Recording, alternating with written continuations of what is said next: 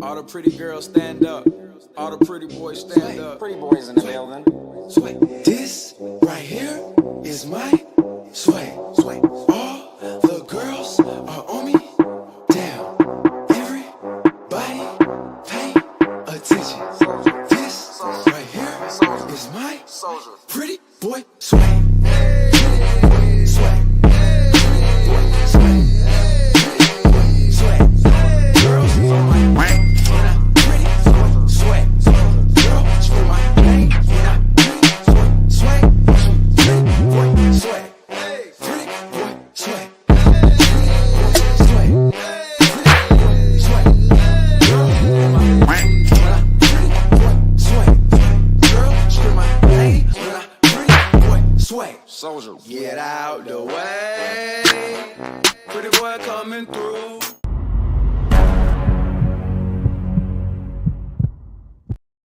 Ladies and gentlemen, welcome back to another stream with Swaggle Haas. It is Sunday, the time that I usually can make for doing streaming content. And so I thought I would fire up the camera once again and hang out with you guys here tonight. You know, I last week we did the collector call-in show. I love doing the collector call-in show. It's a good way to, you know, bring up people that, might be content creators, but also may not have, you know, a YouTube channel or something like that and hear their thoughts and opinions. But I wanted to stream again tonight, and I feel like we should save the collector call-in shows maybe once a month. Feels like a good cadence or something, you know, one every other month. I don't know. You guys can let me know. And tonight I thought we would do something a little bit different. I have a bunch of different topics that I brought up that we could address, but we can also just kind of hang out and do something a little less formal, you know, a little bit of a Q&A. Now on the thumbnail, I thought, you know, we have to frame the conversation because, sometimes framing a conversation is a good way to get conversation going. So I did put on the thumbnail, retirement secured. Will your vintage comic books be worth less than Cheetos and Cheesecake covers? And really, you know, what's behind that for me is, this past week, we had the J. Scott Campbell Marvel Rivals, or not, excuse me, not past week, the past yesterday, actually. We had the J. Scott Campbell Marvel Rivals books that came out. I made a video about that the other day, and they sold out in 8 minutes. 8 minutes just printing money. You know what I mean? And on top of that, you know, we had the Cheetos Charizard sale happen, you know, just the other week that sold for $87,000, which is maybe the most ridiculous sale in all of collectible land. And, it's interesting because we also have this Go Collect article that I want to go over with you guys here tonight that is about the state of the market. You know, it's actually titled State of the Market. And I thought it was a really good distillation of what has happened over the last year for, comic book values. You guys know I do the comic book index and I like to kind of track all that stuff, but, and not everybody really likes to watch that, because it's a little bit dense and it can get a little bit, boring. And I certainly can get a little long-winded in those videos, but, I know that people really, really like that stuff, but, maybe with this article, we can kind of address that conversation in a similar way. And, actually ask ourselves a question, do people like vintage comics anymore? Would they rather buy Cheetos? Would they rather buy Cheesecake covers? The answer right now is yes. And so will that ever change in the near future? So in this video, I kind of want to have that open conversation with you guys here. Maybe we can engage in the chat. We'll go through the article, we'll talk about stuff. And then there's a bunch of other topics, we can talk about Stan Lee again. I think that there's been some interesting developments ever since I made the video this past week about the Stan Lee documentary and the backlash and the Kickstarter, the backlash of the Kickstarter that guy has had. So some interesting stuff there. He's come out in some interviews and we can go over that. Earlier today, I was on Lawrence's channel, Mighty Comics and Collectibles. If you guys don't know him, he was on our New Year's stream a couple months ago. And, I was on his stream earlier today, which was very interesting. I think that we can kind of go over some of the happenings that occurred in that stream and talk about that. And, even if we don't get into, the drama stuff, which I'm sure is going to be, unpacked this week, to say the least. I think that, it is interesting to talk about some content creation aspects. On that panel, people said that they were interested in talking about content creation. And so ever since I did the stream like earlier today, I was thinking, oh, you know what? If people have Q&A about that, like maybe I'll answer some questions or talk more on that, because I can certainly, go on and on for days about it. But anyways, that's kind of the show rundown. Maybe we'll hit all those topics. Maybe we'll free form it. Maybe we'll get into some other things. I don't know. May not have enough time. I got to go to Home Depot today. Anyways, before we get into it, let's give a shout out to some of the people out there. Brandon Metro, I always dance to the intro song. New Compass says the intro is lit. Appreciate that, guys. Appreciate that. Soulja Boy, in a lot of ways, changed the music industry forever. He really did. He was the first ringtone rapper. That's what they used to call him back in the day. And since then, essentially everything is now a ringtone rapper or ringtone artist. Like everything is trending based on TikTok. Singles are more important than they ever used to be. And Soulja Boy kind of paved the way in that. He also paved the way for mumble rap and all that. And so it was very interesting working with him. But, Pretty Boy coming through, it just felt like appropriate that I had to use that as the intro for my YouTube channel. I directed that music video. We got Eli here. What's up, Derek? I was using you to set my conversation up, but good to see you as well. We got Eli. What's going on, man? Jose here. We got Evan Alam. What's good, fam? There he is. Mighty Comics and Collectibles. The intro is definitely fire. Well, we'll have to I've been wanting to do a new intro, actually, to be honest. Maybe the same song, but maybe sprucing up the graphics. We got Coach Dale in the chat. Let's go. Finally made it to a swag live. Well, Coach Dale, I appreciate you tuning in. Oh, we got West Coast Dave Vengers in the house. What's going on, Dave? I know this guy. I know that guy. Santa. I know him. We got LG in the house. Spoke with PSA regarding comic book grading this week. Looks like they are going to launch their comic grading services early summer. Good news, everyone. Well, we can definitely talk about PSA and comic book grading, at least, what is publicly out there. We can talk about it. It's always been my guess that they would want to launch around San Diego Comic-Con. So what you're saying kind of tracks with that. If not open the doors, you would think that some kind of marketing push at San Diego Comic-Con that sort of is at least the announcement of the date when submissions begin is something that they would have to be gearing up towards. That would be the most eyeballs, the most attention, and then they can have their booth out there with all of the comics that are already graded. We got Artistic Flavors in the house. Swag, let's go.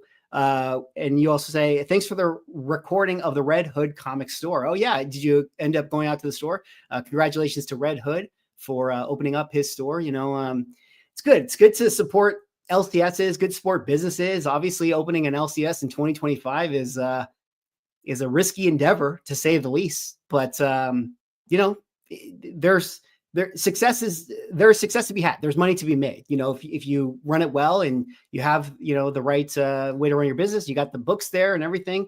You can definitely do well, and I hope he does well. We got BCC in the house, vintage comics, and a bag of Cheetos. What a world we're living in, for sure. All right, we got some other people in the house. What's going on? Ozzy? It's good to see you, sir. So I guess we can get into the main topic, the main conversation. Actually, hit the like button. Hit the like button. Can we hit the like button, guys? Can we hit the like button? Okay, now, housekeeping done. Let's get into the main conversation. So like I mentioned earlier this week, I did that video. I was right here. Hold on to your butts. Marvel Rivals J. Scott Campbell variants are baddies. That's what the kids say. They're now saying baddies. And I mentioned that I thought that these books were going to sell well. These were the J. Scott Campbell exclusives for the Marvel Rivals video game. And sell well they did. Selling out in 7 minutes. 7 minutes, guys. The drop came in hot. And everything sold out, with the exception of the regular covers, unsigned and signed. He kind of did the thing, you could see where it's you had to, in order to buy the Luna and the Sue Storm and the Squirrel Girl, you also had to buy the Psylocke. So it's you could buy A, or you could buy AB, or you could buy AC, or you could buy AD, or you could buy ABCD. Does that make sense? So all of the package deals sold out, and then the regular A's were left over. And then eventually those sold out as well. And it took about an hour or so for them to fully sell. And then shortly after that, you head on over to eBay, and My goodness, the amount of flippadocious happenings that occurred today, yesterday, the day of. I mean, look at this, guys. Everybody was just selling them right away. Don't you guys think like it's such a risk to sell a book that you don't have in hand yet? And not only like you don't have in hand yet, but like full transparency, I also bought some of those books. I managed to get the Luna Snow one and the Psylocke one, but like I'm not going to get it until end of April. So if I was somebody who was like, oh, I'm going to flip my copy on eBay, like, doesn't that give you anxiety? Like, oh, I'm going to sell it. And then I have this sale that's looming over my head for like 4 weeks. Like, what if it shows up damaged? What if it shows up in a not acceptable condition? What if it gets lost? What do you do with that? But it doesn't matter. People are down to buy it, and they don't really care. I think the sets themselves, I don't really remember. I think they were selling for like $125 or $135, something like that, maybe $150 with shipping. So basically $100 profit already. Everybody's just willing to flip their books. These ones right here, I think each cover was like $30. Is kind of how it breaks down. So double the price is kind of what it's shaping out to be. So everyone's doing it, but I don't know. I don't know like why people are so trusting with these like super flips and stuff. But again, that's the modern comic market. And we can all understand why these books sell, right? I mean, need we explain why these images are popular? Need we really explain? So you have that factor. Then you got the Cheeto factor. Cheetozard, as they call it, a pulled pack Cheeto that looks like Charizard selling for $87,000. Honestly, not a bad buy. Like, not a bad buy, right? You have the one Charizard Cheeto. It's going to live in infamy forever. Forever, this collectible is like the most notorious thing. It's kind of like the Angry Girlfriend variant. You know what I mean? That guy has that book, the Angry Girlfriend variant. You guys know the one, the ASM 14, the first appearance of the Green Goblin that's like scribbled all over and has like, I hate you, Brad, or whatever the guy's name is. And that book, which I think graded out to be like a 1.0 or 2.0, and it's a restored copy or something, which would normally sell for, I don't know, like $1,000, right? If it wasn't this infamous thing. Like the dealer who has it won't take less than like $10,000 on it. I think he's had offers that are like 8,000 or 9,000. So, if you're really thinking about it, why is that book valuable? Because it's notorious. The same thing with this. It's notorious. Derek says, Mickey's face on my grilled cheese for only $10K. It's a bargain. Dude, did I make this joke already? I feel like I did, like where I was like, imagine if the Jesus face in the bowl of soup, that famous story? Like if that bowl of soup existed in 2025, that thing would have been sent in for grading and sold for 6 figures like that. Like, that's the world we live in these days, which is not the world we live in with vintage comic books. So this is the Go Collect article I had pulled up, and I thought we could, cover it. I thought that this might be kind of interesting content to talk about if you guys want to go through it with me. But here it is titled State of the Comic Book Market 2025. This one is written by Don. Shout out to Don. He's a good dude, always contributing to, Go Collect on their comic news site. But he does a really good job talking about, the state of the market over the course of the last year. And TLDR, you guys can see from the numbers, Big Spenders Club up barely 1%. Now, if you guys don't know, the Big Spenders Club is like, those are like the holy grails, like the big boy books. You know what I mean? Like your Batman ones, your Tech 27s, your Action Comics ones, Like what he's saying is beginning of 2024 through now, over the course of the past year, how Go Collect collects their values and their markets and stuff. The values for those Big Spenders Clubs are only up by 1%. Now you might be saying, great, 1%. 1% up is 1% up. But, when you factor in inflation, when you factor in opportunity costs, when you factor in that you could have, your money in a money market account with no risk and no stress and make, 4 to 5% over the course of this last year, then 1% is pretty bad, to be honest.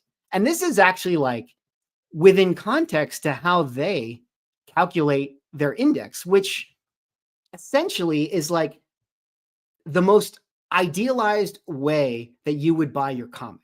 What I mean by that is it's like they're taking Action Comics 1 sales that are based off of, an auction price, which, in theory, the auction price is always going to be lower value than whatever a buy it now price is. So yes, you could have this, up 1% on your big mega key, but that presumes that you bought it at whatever quote unquote that best deal is, that floor price, and you were able to hold it on now, which, granted, no one's like, if you were going to actually buy that book today because you were like, oh, I want to invest in an Action 1, you wouldn't get that auction price.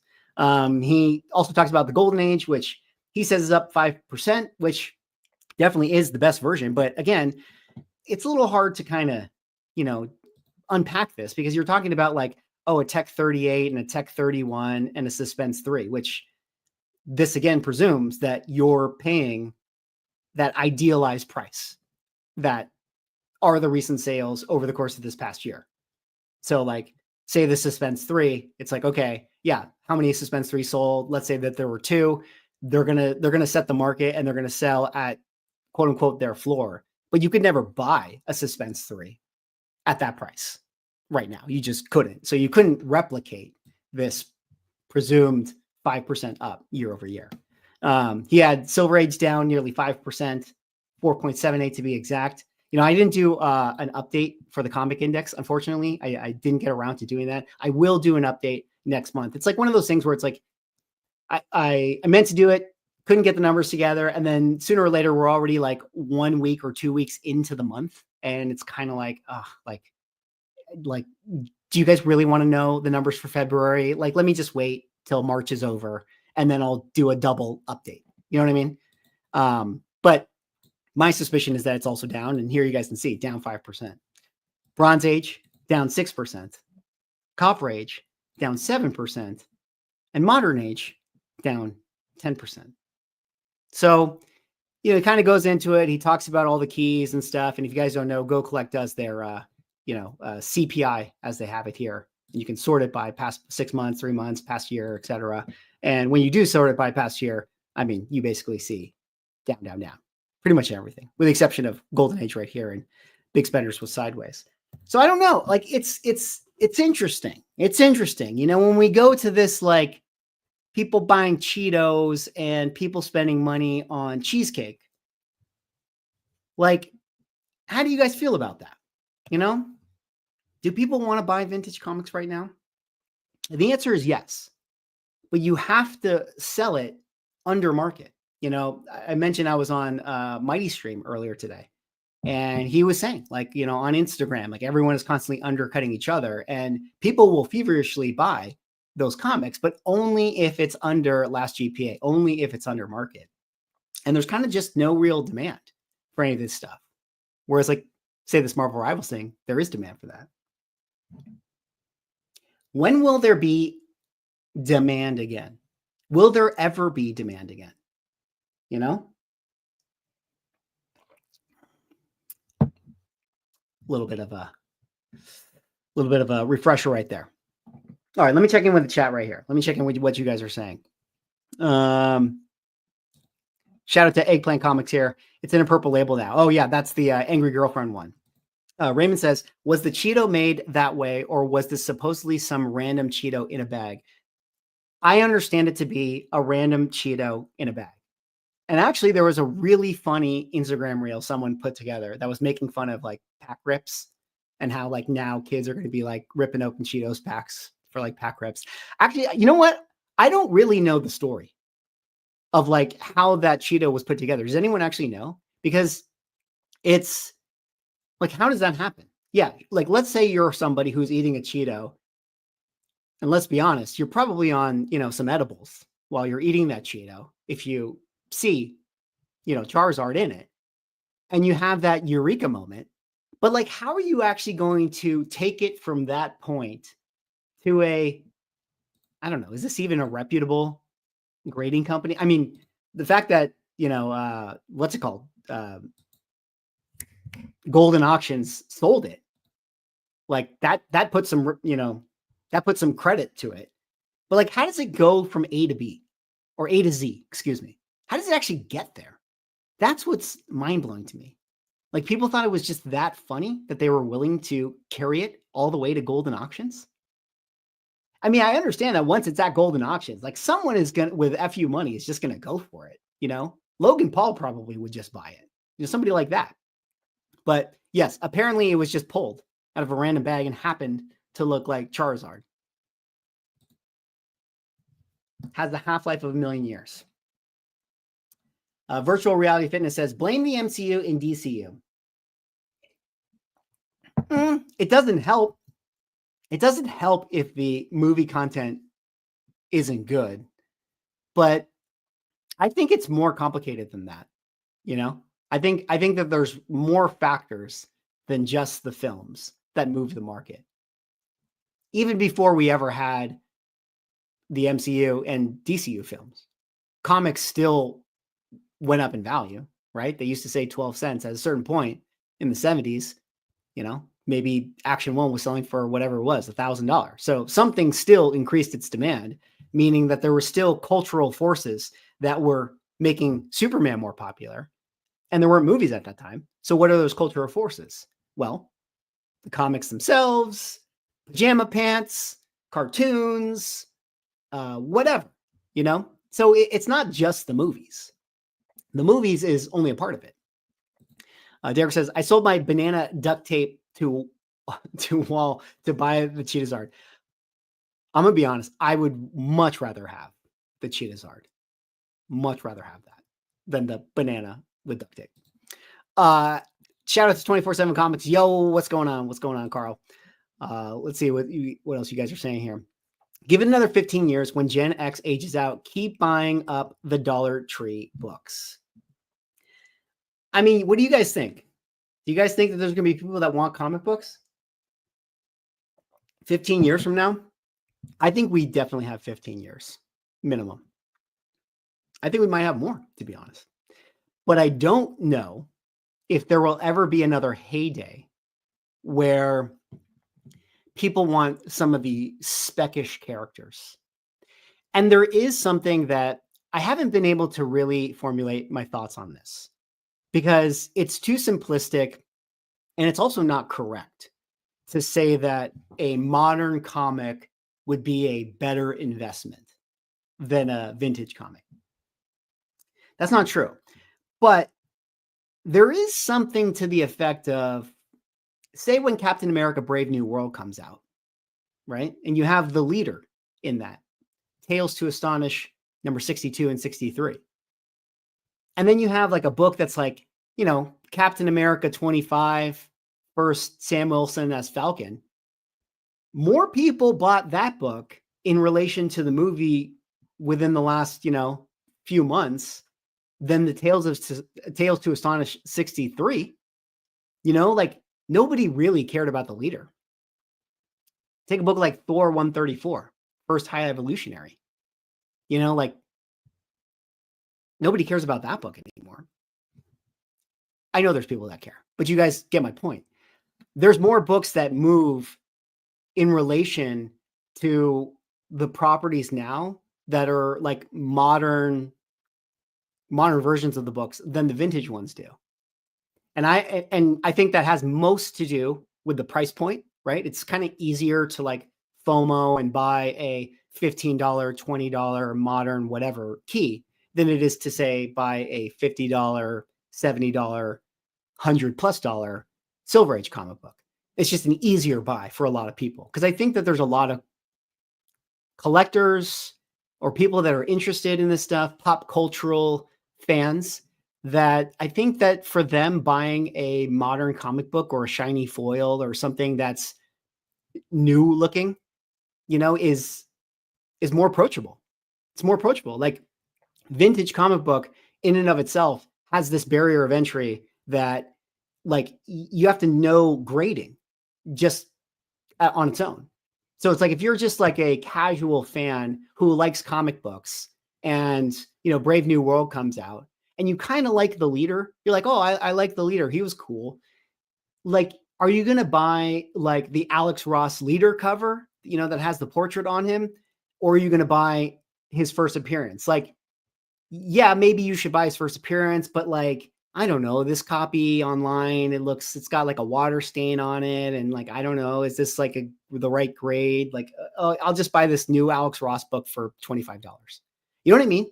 Does that make sense? I'm trying to work through the process of like what that is or what that, like if I was going to make a video about that, it's not that modern is like safer. It's just that modern is easier for people to FOMO buy. And then it begs the question, like, what does that do for vintage comic books? What does that do for your retirement plan? If you've been stacking those Adam Warlock keys, like, what does that do for it? You know what I mean? I don't know. Let me check in with you guys.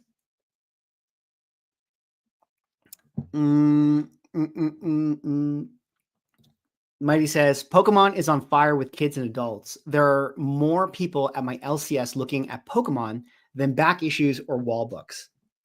That seems empirically true, right? Like if you just look around, like at all the other social media things, Instagram videos, YouTube channels. I mean, there's a reason, like, you can have a comic book collecting YouTube channel and you could be Comic Tom and have like 60,000 subscribers, or you could have a Pokemon collecting channel and literally have 2 million subscribers. I mean, like that is just a clear indication of like, the difference of attention and what people are interested in. Like, I think I did one time, like a Google trending search, and I just looked at like Pokemon versus comic books, and it's not even close. Like the Google search on that is way, way, way more. And that was even true like a year ago, let alone, what Pokemon has been doing just in this last, say, 3 to 6 months or so. So that, I mean, Pokemon is way bigger.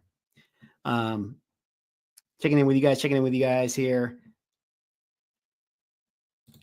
Yeah. Meanwhile, the S&P is over 45% over the last 2 years. Yeah, exactly. I mean, that's basically, shout out to Sean Reserved Investments. That's like the thesis of his YouTube channel in a nutshell, right? West Coast Dave says, there's plenty of demand for vintage comics once you show people there's more than just the 100 keys, which most can't afford. Yeah, that's a true point too. A lot of it is, again, the education of it. It kind of ladders into what I was saying with like, say, the casual collector person who, yeah, they see Brave New World. They're like, I want to buy a Captain America comic book. And they just genuinely don't know where to begin or where to start. So if they're on like the San Diego Comic-Con floor, like, of course they're going to buy a modern retail variant book, that may even be a reprint. Of course they're going to buy the Red Hulk Whatnot pack because it's like, oh, here's this new product associated with the thing that is the movie that I just watched. Like, of course they're going to do it. It's too hard for them to like understand, oh, it's a reprint. Oh, a Red Hulk. Oh, Jeff Loeb 2008 vintage. Like, how do I find that? So to your point, like a lot of it just like has to be that they have to understand or have their hand held to, those other books that are other options, or, hey, here's a really cool cover, or, hey, this is a really good story, really interesting thing. People want to pick that stuff up, but it's really hard to do that. And it also, it's a long process for someone to want to get to that point. They like being a comic collector takes time, right? It's like, I was just thinking the other day about my whiteboard video. You guys remember, if you guys ever see that one that I did, it was like the life cycle of the comic book collector. I kind of jumped through like, the stages of what people go through. And, that first section is like, going back to the comic book store for the first time and kind of, having that discovery and dabbling through and everything like that. That can be a really long time and long process for people. And a lot of people never make that next jump over to vintage or comic collecting. And that's why the whole element with, the hobby as a whole is like, you gotta shotgun it. You gotta get more people just into the doors of the hobby before you can like sell them better written stories and things like that. But that's kind of a whole other thing. There have been a lot of big spender books being unloaded over the last 12 to 24 months. How many Superman ones have we seen in that span?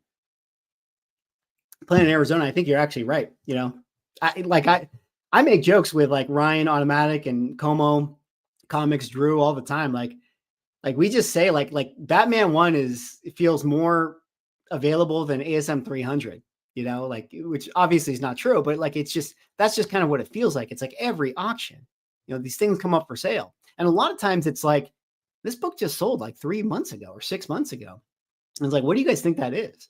I think a lot of times, a lot of these books are being picked up by either people that get in over their skis, you know, they buy this stuff and they're like, damn, like, what am I thinking? You know, like, because, you know, when you buy a lot of these books, it's in a lot of ways, it's dead money, right? There's no underlying cash flow to this whole thing. So you just, you know, put six figures into a book and really like, you got to wait like 5 years for it to, you know, go up in any way, if that's your goal with it. Right. And, you know, wouldn't you just be better off like putting it anywhere else, like that amount of money? So a lot of people kind of buy into the stuff and then they have, and they're like, what am I doing? You know, what am I doing? And then they just sell it again. A lot of times too, a lot of those books are dealers buying up that stuff. Like honestly, Heritage, Comic Connect, Comic Link, I would not be surprised if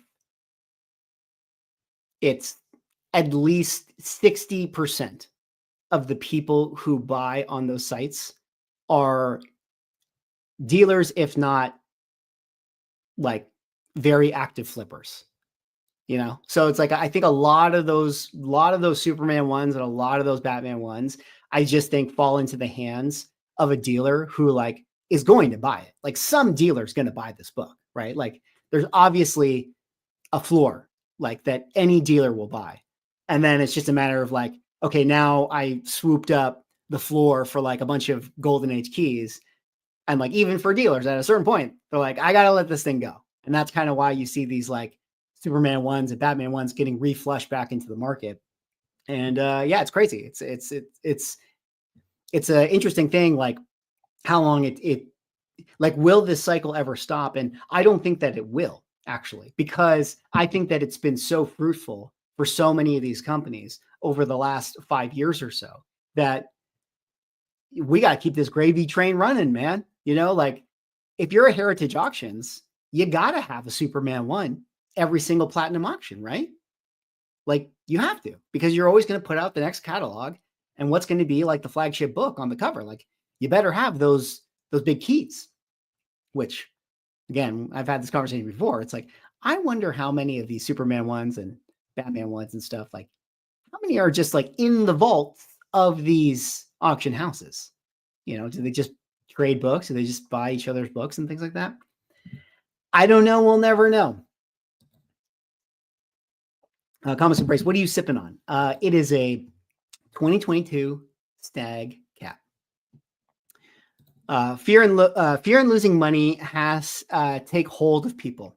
Well, it definitely has. Like the other thing is too is like, you know, if you can't get the quick flip, then no one's going to touch it anymore, right? Like this is why a lot of books are so hard to sell. Like obviously, if you have like, someone's always going to want an A15. You know, someone's always going to want even like a Hulk 181. You know, someone's always going to want to pay for that.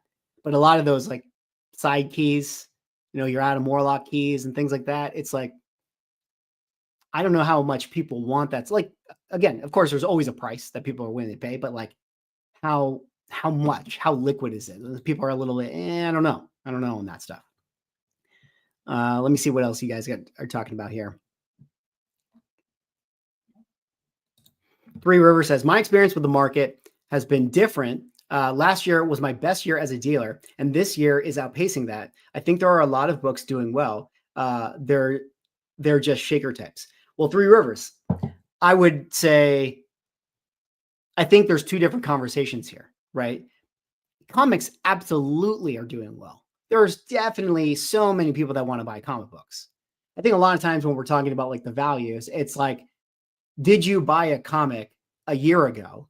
And what is the price of that comic book now?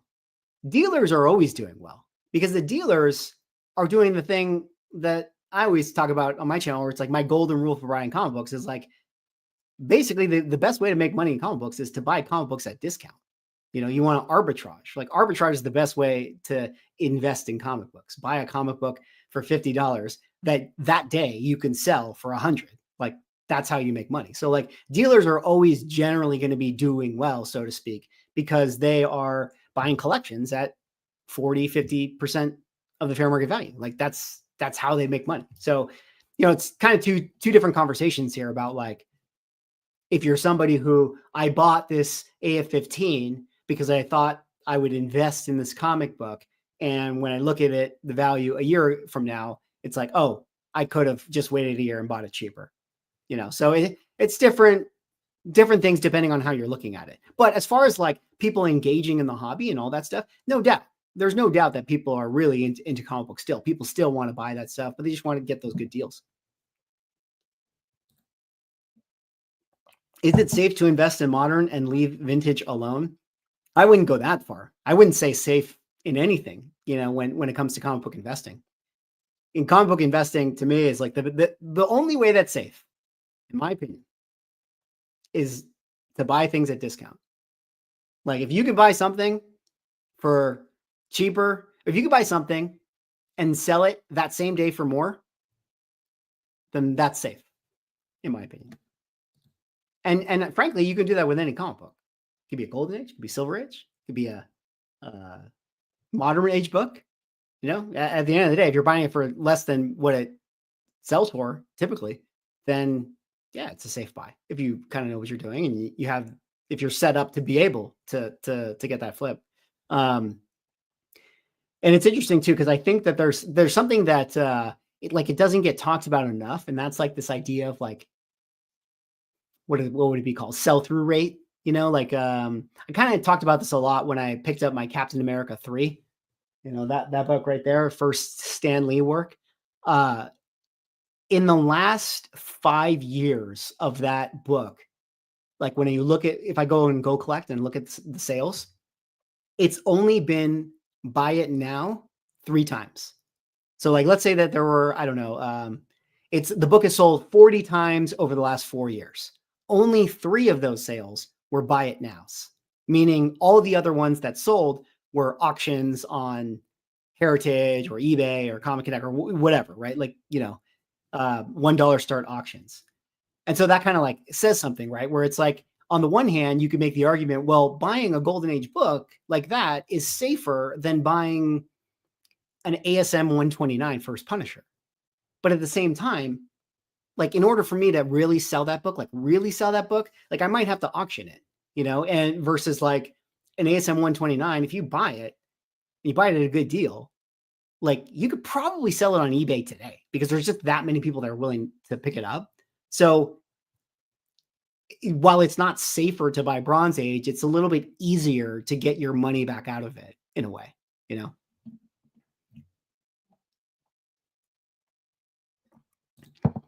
Hey, we got Cameron in the house. What's going on, Cameron? Good to see you. Collectibles that are investments usually have some sort of history working for them. Yeah, historical performance, always very, very important. There's a reason why it's like, I think it's funny when like, I don't know, maybe this is still good content. And maybe I take for granted what I already know or what you can just intuit, which is like, yeah, Spider-Man, X-Men, Batman. They're popular. They've always been popular. And guess what? They will most likely, so long as comics are still around, continue to be popular. So it's like, which comic book should you buy? Should you buy, an X-Men John Byrne book or an early ASM Silver Age book versus spending that equal amount of money on a random Nova #1? Yeah, I'm not going to tell you what to buy, but like historical performance is there for a reason. People always think movies and TV will bring people into the LCS. I can ask if I can see multiple comic book movies and TV shows. Why do I need to go to a shop to get my fix? Well, I don't think that, like, comic books is just culture, in my opinion, right? Where it's like what makes people want to buy comic books is being invested in the IP and the characters. Not everyone who plays Marvel Rivals is going to go to an LCS or a comic book store. But if more people are playing Marvel Rivals, then some of those people will make their way into the comic book store. So it's similar with like movies and TV. Like if more people are watching content related to superheroes, well, chances are some of those people are going to say, oh, let me go to a comic book store. So that's, it's the most simplest version of that idea.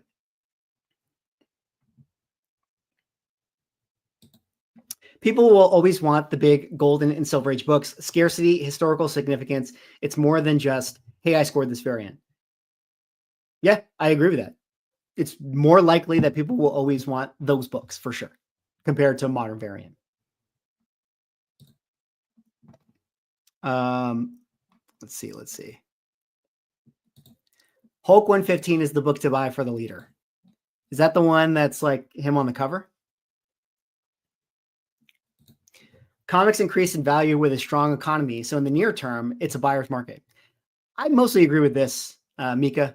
I think that most of what everything has to do with is the economy. It's like it's just a pool of money. Like how many people are spending money on consumer things, and the more people that are in it, that like eventually that trickles its way into like the whole hobby. But it does kind of say something where there is some collectibles that are doing much better than others. So the question is, will there ever really be another comic book surge? I don't know. I think that there likely will be, but it's like, what's going to be that catalyst? I don't know. I think we have to wait till Avengers Secret Wars to see if that has the same cultural impact that the previous Avengers movies did. It may not. Nobody knows. Let's see. We got Red Hood in the house. What's going on, Red Hood? Good to see you, man. Three River says, customers are moving to rarity in general. You have to offer things that others are not selling, plus have the standards. Modern rare books do well if they're 9.8. Yeah, I agree with that. Everybody wants just something a little more eclectic, a little more unique. And that's actually, last week when I did the Collector Collins show and I had Metal Face on, he was talking about how he's like just really getting into like, Mark Jewelers and just like really like double covers and that whole thing, which, I know that there have been people that have been into that for a while, but a lot of it is just the hunt. Like we all like the chase. So we're all looking for that, like, what's the next thing? Like, what's the next cool thing to pick up? And if you're somebody who loves comic books, like we all do, like, you still kind of want like that. You still kind of want the hunt. Like, I know that I do. It's like, I kind of want something random. Like I'll share a book with you guys right now. I'm looking for a Mayhem 1. Like I've never really been into like sort of the modern stuff, but all of a sudden I just think Mayhem 1 is really cool. You guys know it's like did I get that right? Let me double check my work. Mayhem 1. That's like Mayhem 1. It's the first kind of feature of the Mask character. And it's just a book that's just like, I don't really want it like that bad, but it's just kind of a book that like, I've just been looking at recently. I'm like, oh, that's really cool. And like, that would just be kind of fun to find in the wild, and just kind of pick it up.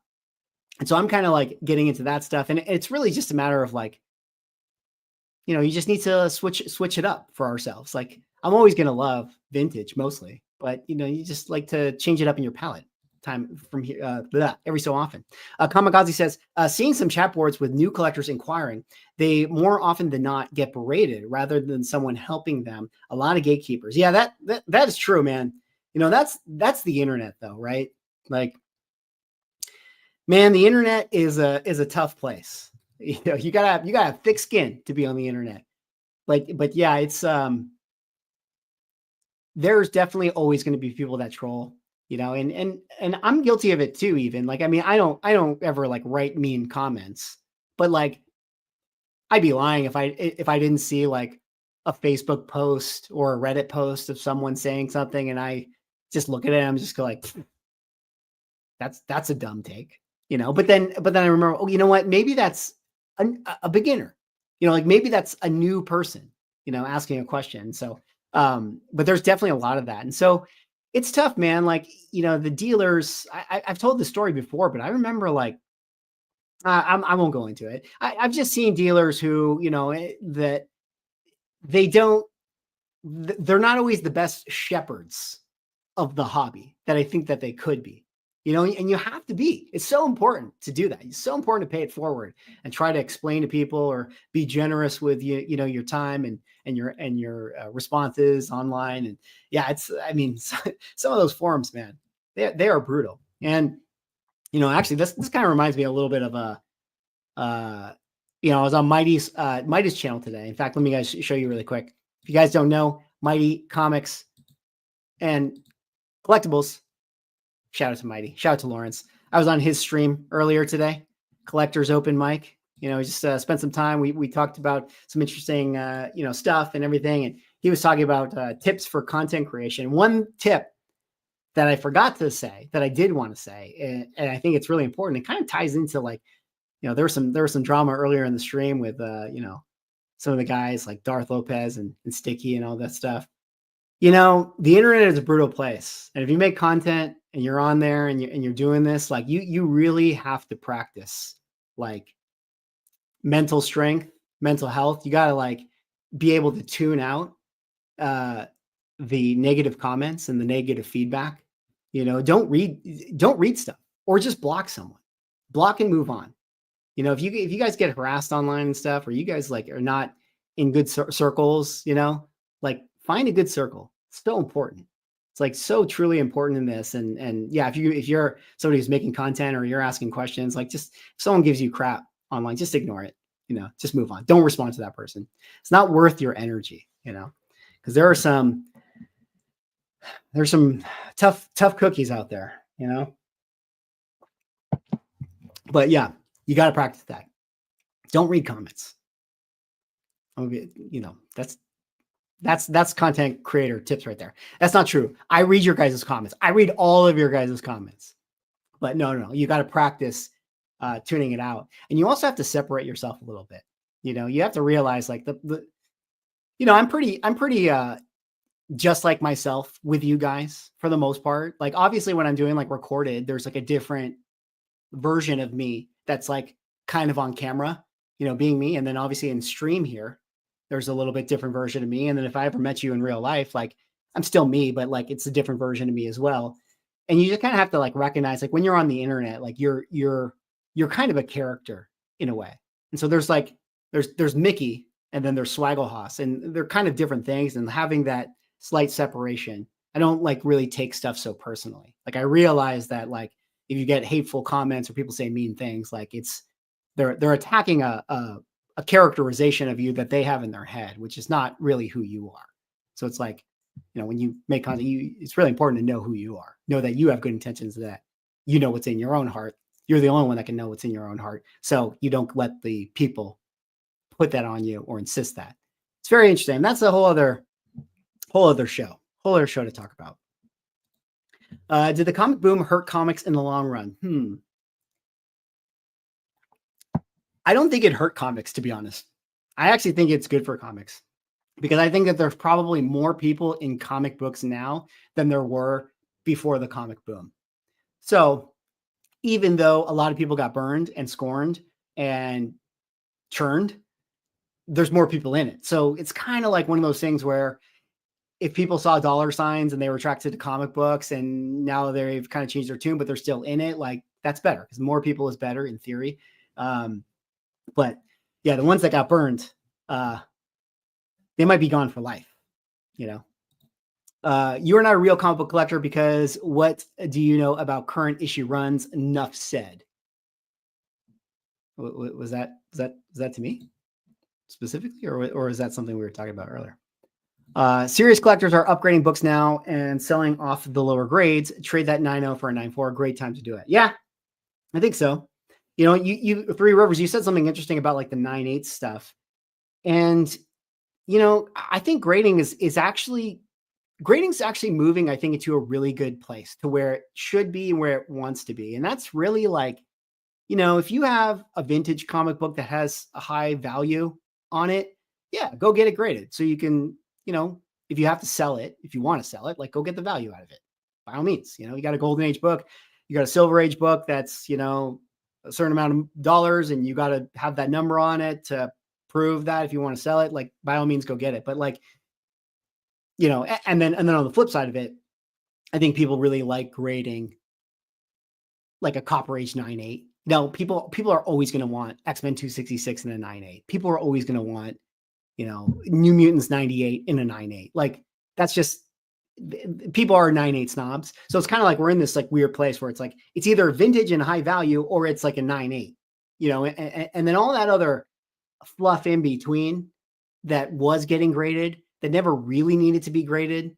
Like, did you really need to grade your, you know, first cameo of Adam Warlock that's a 5.0? Like, probably not. You know what I mean? Like, so like people don't need to grade that stuff anymore. And then it's like your X-Men 266, that's like an 8.0. Like, you really need to grade that? Like, probably not, you know? And I think that people are kind of finding that now that the values aren't so crazy in those places, like people are less incentivized to send those books in for grading because it's like there's no margin there anymore. And I think that's a good thing, you know, that people aren't worried about that stuff. Shout out to Nando Nightmare. Swag, what's going on, Nando? Good to see you. Hope you had a great show. Fiddle Chip says, flipper selling to flippers creates a fake market. Market will correct to more collectors than flippers. I mean, if a flipper sells to another flipper, I guess what's the difference? You know, it's still a real thing. But to your point, if the flippers move on to Pokemon because there's more money to be made in Pokemon, then yeah, absolutely. Eventually, that's kind of where, as the dust settles, only what's left over is what's really left over. And that's kind of where I think we still are, right? Like we're still in this kind of like place where we had COVID, the values were what they were, they went crazy, and we've just been every single month, right? Hemorrhage, hemorrhage, hemorrhage, hemorrhage. Now, there's maybe some keys that I'm sure are out there that, you know, are still doing well or holding their value. But for the most part, I don't know. Like, I kind of think in the aggregate, most stuff has been going down to the point of even the Go Collect article. Excuse me, guys. But I just wonder if we're still waiting just to really, really settle. You know, like when are we really going to settle to where it is where it is? Now, what's interesting about that whole thing is maybe we have a long way to go before we're really settled. Because what the comic boom did is it brought people in to the hobby and it unearthed so many collections. You know what I mean? Like it pulled these books out of the coffers, you know, all of a sudden that collection that like, you know, maybe you had some books in there that were like a couple $100, but it was kind of like, like it's fine. Like I don't need to really sell. And then all of a sudden there were thousands and you're like, whoa, I'm motivated now to get out of bed, you know? And so you were sending in these books for grading and people unearthed these collections and there was that. And so people still sending more stuff in for grading. And it's like, you know, I bet more, say like giant size X-Men ones have been graded in the last like 5 years than say the previous 15 or whatever, how long CGC has been around, you know what I mean? So it's kind of like with that influx of the books that come in, it's like kind of like, all right, not only are we trying to get the froth out, now that we've had more activity here and more collections be unearthed and people motivate to sell and more sellers, you know, again, back to what Mighty always talks about and we had on our show. Now there's people on Instagram constantly doing live sales. Now there's people on Whatnot constantly doing sales. Now there's more eBay accounts. Now there's more, you know, whatever.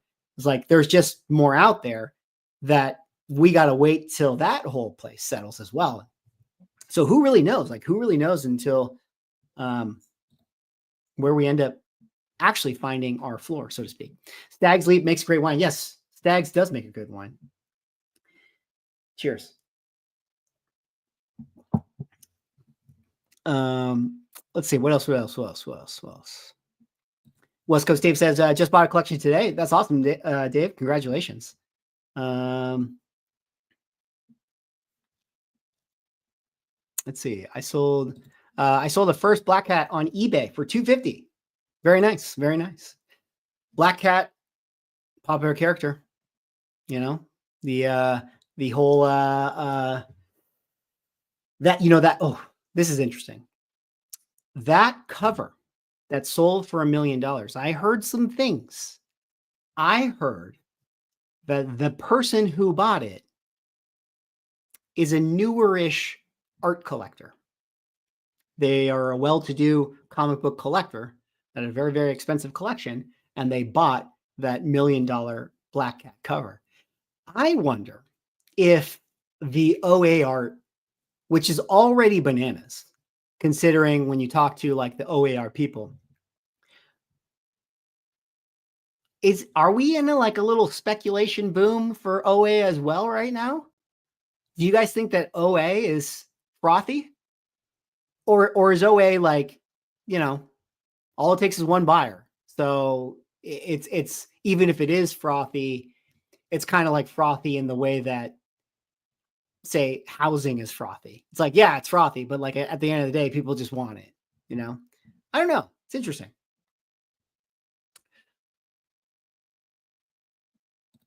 Three River says, pop culture collectibles are not investments. If you're going to buy comics, my advice is 2 to 10K books that are below 15% of the census. Stay away from high census, Bronze Age, and Copper Age books.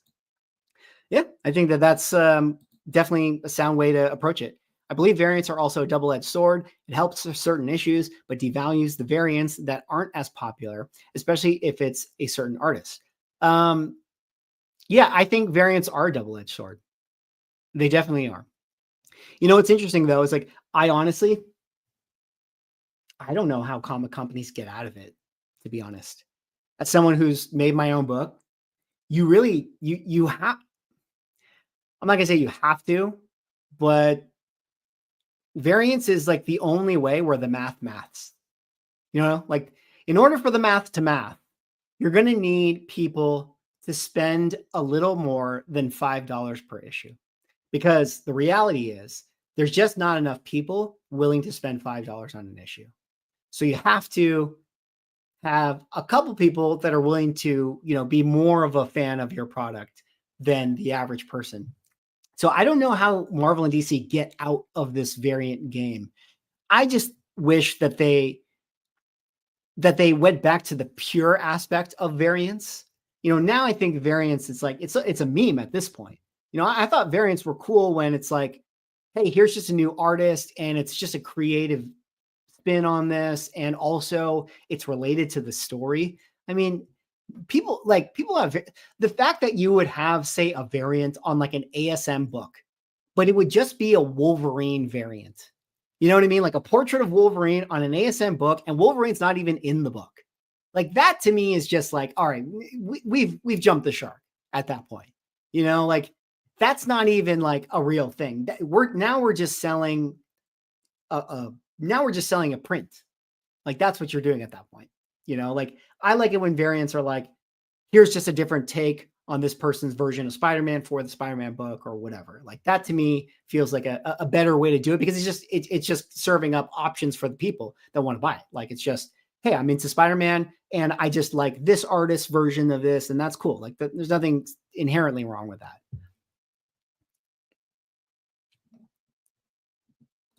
Pop Sequentialist says, when you go back and look at prices for UF4, it was the Spider-Man video game that had a bigger impact than the Spider-Verse movies. That's very true. The game is what set off, the whole thing. And again, it all comes back to comic books is pop culture. So it's not just the movies that move it. It's anything in pop culture that gets people invested in the characters and the IP. So when we were young, or at least to date myself, honestly, it was the cartoons. Like, yeah, I liked the comics themselves and I went to a comic book store, but like Tim Burton Batman movie, put me in an LCS for the first time. And then the cartoons really made me a fan. And then I got more into the comic books. And so like, yeah, it's not just the movies. It's just whatever cultural forces can push people into it. Let's see what you guys are talking about here. Shout out to Phil in the chat. Once you Nerd King, the only thing in the market that is going to have possible problematic features is modern in general. Everything else will be fine. Well, yeah. I mean, the thing with modern is, I think people, because I've been covering like the modern stuff, and or not fully covering it, but I've been like looking at, occasionally I'll do the video like the Marvel Rival stuff, and I'll cover like the J. Scott Campbell sales and things like that. Like it's a little hard to separate, like, are people buying modern comics just because they want to buy a product, or are they thinking that their modern comic book is going to have value? And I don't know. If you asked me 2 years ago, like if I thought the people buying modern think it's going to go to the moon, like I would have said, no questions asked, 100%. These people are, fools. They're buying this stuff because they think they're going to get rich. Now, I'm not as sure anymore. Like, I think that people just buy stuff. Like I think consumerism is just the thing that people do. But I agree with you. Like, I mean, none of these books are investments, right? Like, you're not going to buy the J. Scott Campbell Marvel Rivals thing. Like, it's not going to be like worth, 15x 10 years from now. Like, it's just not. It's just not. But people are into it right now, and they want to get it, and they want to pick it up. I picked it up. Jesse James, shout out to Jesse. You should always be buying. However, it's always good to do it when you don't have to turn your investment immediately. Pivot and patience will prevail. Yeah, that's a very, very good point. I mean, if you have the ability to buy, and that's the other thing too. I think a lot of people, there's levels to this. If you're somebody like a Jesse James and you can just buy a collection, put it in your warehouse and sit on it, I mean, that's one thing. Like, absolutely, you absolutely should do that. But if you're somebody who's like, you're the Wednesday warrior, and you want to buy those modern variants and flip, that's a 2 per customer book, then yeah, you have to try to be able to get that flip that day, that moment. But yeah, if you have the means, you can buy a good collection, you sit on the good collection, you'll probably be fine. If you buy it right, you'll always be fine. And that's really the key, is to buy it right. And buying it right means buying it at a discount.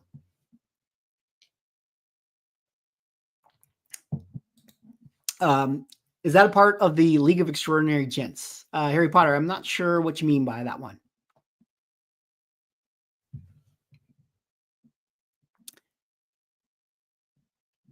Checking with you guys here.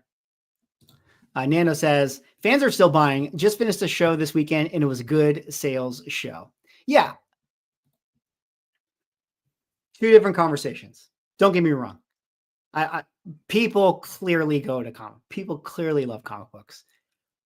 And the whole like comic books are dying thing. Again, I'm always being often facetious in my thing, because I'm putting I'm taking the cultural outcry and putting it into sort of a humorous video and stuff. But yeah, clearly people still go and buy comic books and stuff. People are still doing that. But it's really when we're talking about the investing in comic books thing, I mean, that's where you have to kind of, I don't know, break it down.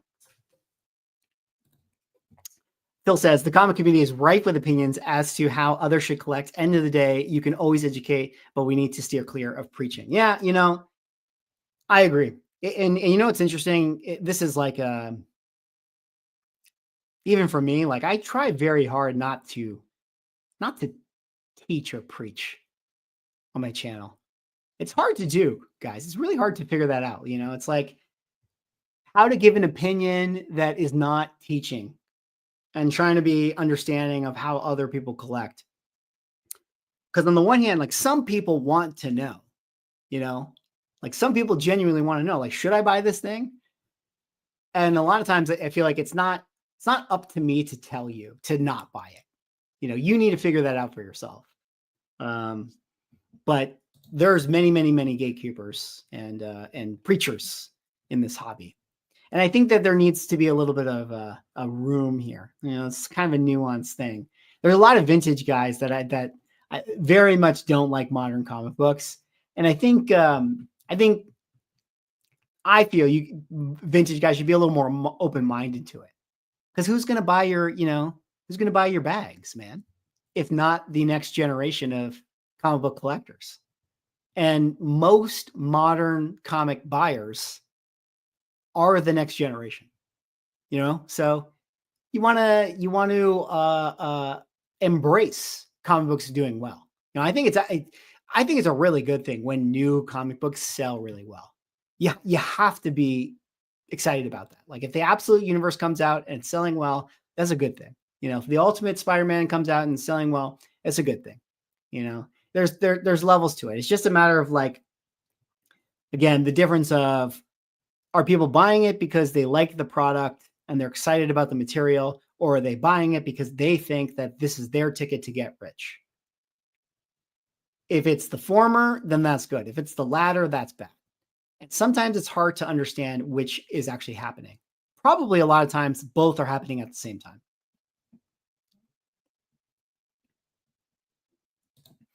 Phil says, gotta have thick skin to make content. I don't even want to tell you how often I get ripped on for my reels, dude. Yeah. A lot of people are like, oh, Swag, you're really nice. Like, you don't have haters. I'm like, dude, you guys, I gets it a lot, dude. I get it a lot. But you have to tune it out. You have to tune it out. Eggplant says, what did Bry call them? The angry haters. Yeah. It's like,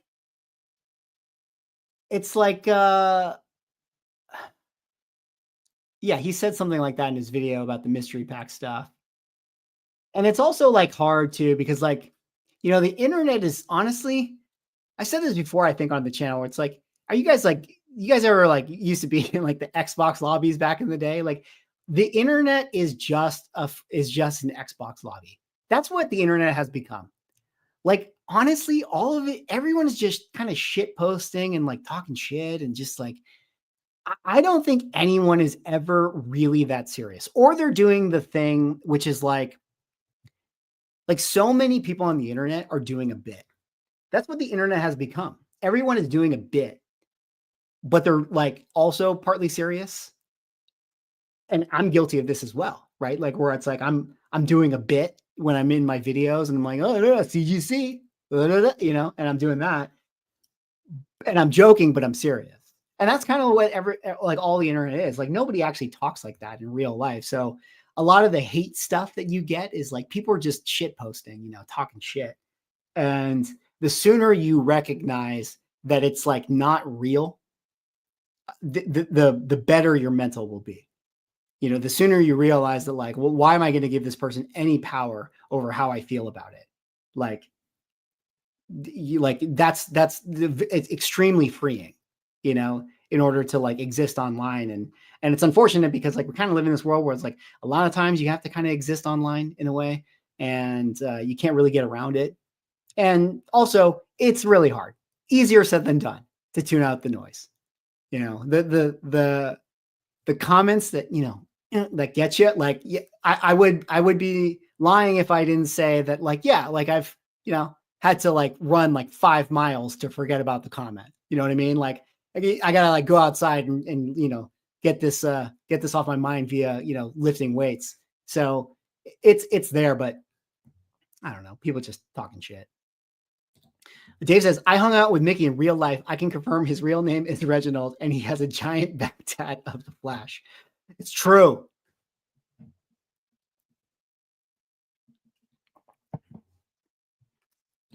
Got to read them. Just got to realize they know a persona, a mask. It's not all real. People got to have escapes. Yeah, totally agree, Phil. Totally agree. There was a good quote I heard. I listened to this podcast called Modern Wisdom all the time. It's very good. Chris Williamson. I very much recommend it. he had a good quote where he was saying something like, I'm tired of having to defend the persona that people make up of me. And what he meant by that, was something that really stuck. What he meant by that is it's like a lot of times when I feel like I get criticism, it's like a mischaracterization of what I was even saying. So it's like now I have to defend this thing that's not even what I represent. That's not even what I said. But it's like now I'm like on the back foot and I have to defend this like mischaracterization. And it's like it's just a complete waste of time, to even have to do that. So like tired of doing that to where you just don't even do it anymore. And I'm like, yeah, it's a good idea. Although it's kind of fun to sometimes defend that stuff, You guys think that I don't like to play in the mud, but I'm down to play in the mud a little bit. Do you guys think Whatnot affected the market? Yeah, for sure. I think it did, right? I mean, think of how many sellers do so well on Whatnot, like extremely well.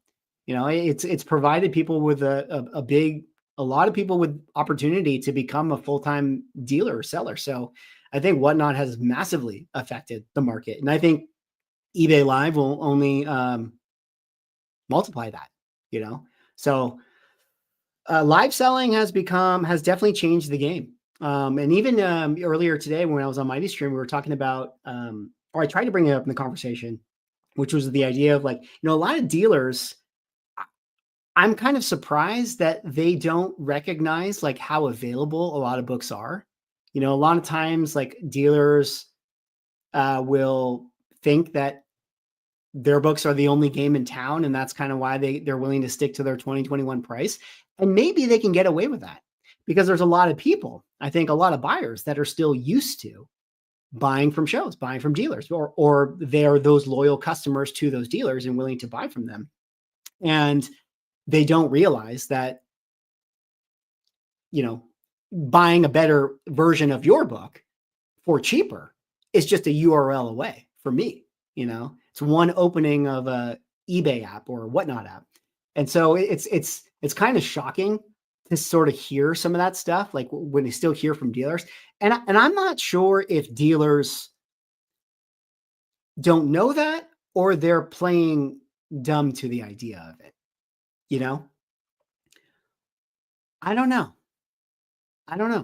But I think that selling platforms have massively affected the market, whether it be Whatnot, Shortbox, eBay, Instagram Lives, you name it. Everything has changed it. First Cameo Warlock, VG, Find, Catch and Trace. You know why I said that book? Because there can't possibly be somebody that would have been offended for me poking fun at the first cameo of Warlock. I feel like any other book, if I was like, whatever, made fun of Kingpin or Spider-Man or Electro or Swamp Thing or Constantine or whatever book, I felt like someone would have been mad. But first cameo Warlock, first cameo of him, come on, guys. You're lying if that's your favorite book. Is the Agatha show worth watching? Honestly, yes. Hold on. Let me backtrack. Worth watching. Let's define worth watching. Do you need to watch Agatha to do you think that like it's going to be massively important for you to like then watch Avengers and like the next big tentpole movie? No, it's probably not. But I thought it was a good show, and that was one where it's like when the trailer first came out, I thought the trailer looked pretty lame, and I said I was wrong. I was like, oh, no, you know what? I actually really like that show. I thought it was well done, like well executed. I think that writer, I think her name is Jack Schaefer. I think she's good. I like her work actually. She also did WandaVision. I think she does a good job. Yeah, I think her writing is solid. I do. And so I thought that show worked. It worked for what it was doing. I'm not going to say that it's like a masterpiece. I mean, and I'm also grading it on a curve. Like if if that show was not MCU branded, I wouldn't have gotten past episode 2. You know, like I'm only watching it because I like the MCU. Like if I'm going to evaluate the merits of that show against Breaking Bad or, you know, The Sopranos or things like that, like let's not kid ourselves. Like it's not like high art here, you know, but as far as an MCU show compared to some of the other ones, yeah, I think that one was better than some of the prior ones. That's for sure.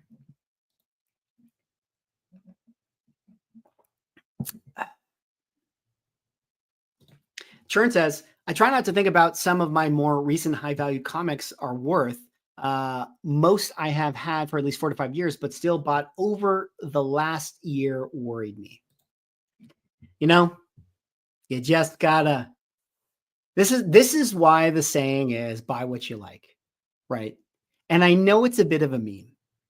And it's a meme, but it's true. Because at the end of the day, you have to buy something that, like, if it goes to zero, are you going to be okay? And you're just going to accept the fact that the book is worthless.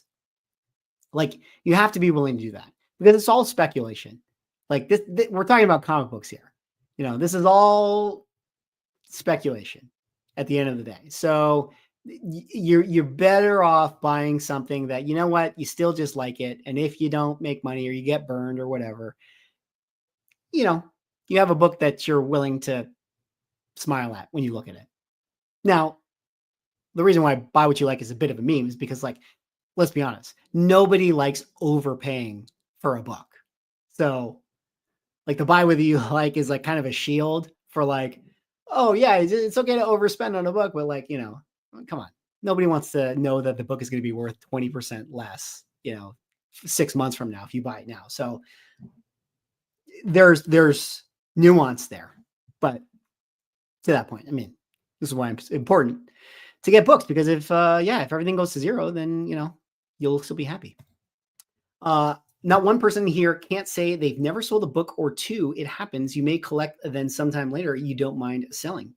Yeah, you know, I think you have to. Okay, I don't want to say that you have to sell, but I think you got to approach it like a fisherman. You know, you got to be willing to sometimes let the fish go back in the ocean sometimes, you know, and that doesn't mean you have to actively sell every single book, but, like, yeah, you got to assess your collection from time to time. And I think that makes the hobby more fun and more full. You know, I think it makes it a, you know, go back to like trading. Let's brand it a more friendly way. Because when you trade books, I mean, if you're selling to open up cash to then buy something else you want, I mean, that's kind of like a trade, you know? So I think that makes the hobby even more fun and more full. And I think that you're better off if you kind of do it that way. And yeah, maybe the bad framing of it is you're a flipper, but the positive framing is you're a trader. And so I think you want to do both. Flippers selling to flippers is a prime example of the greater fool theory at work. Well, it's all the greater fool theory. And if you really wanted to, like, be that guy,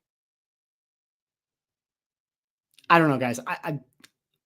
I'm starting to. I think I would give Sean an aneurysm. Shout out to Sean, Reserve Investments of this. But I honestly, I think at this point, man, I just think like everything is a greater fool theory at this point. Like underlining cash flows, like metrics, you know, with even in stocks and, like, you know, fundamentals and stuff. Like, man, the world we live in now with Twitter and Wall Street bets, like, everything is greater fool at this point. I know that's not totally true. It's the internet, guys. It's Xbox lobby. You know, I'm half joking, half serious, but kind of serious.